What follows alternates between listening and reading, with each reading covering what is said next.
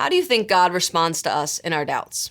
Is he like that teacher that says there are no dumb questions, but certainly makes like you feel like there are dumb ones? Do you think he gets angry or frustrated, disappointed with you?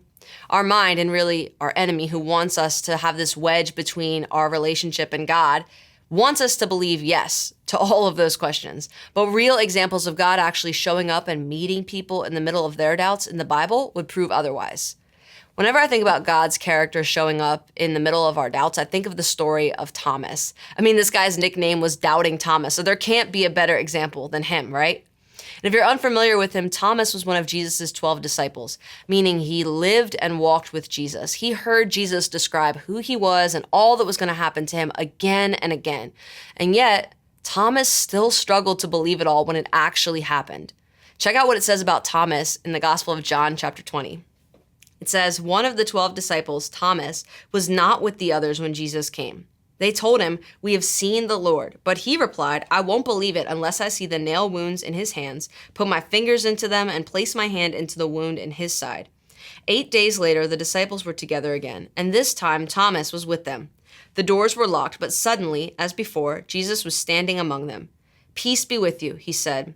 Then to Thomas, he said, "Put your finger here and look at my hands. Put your hand into the wound in my side. Don't be faithless any longer. Believe." Jesus didn't respond to Thomas with any sort of condemnation or frustration, disappointment. Jesus was gracious and compassionate towards him. He met Thomas right in the middle of his doubts, revealing himself to Thomas and directly addressing the very thing that Thomas was wrestling with.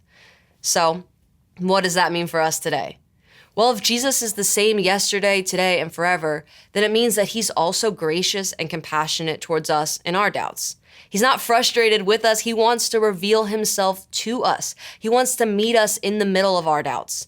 Now, Jesus might not physically appear to us like he did to Thomas, but I do believe that if we're wrestling with something and being honest with him about that, if we're seeking him, he will show up in our lives in some way, whether it's through his word, through our community, through worship.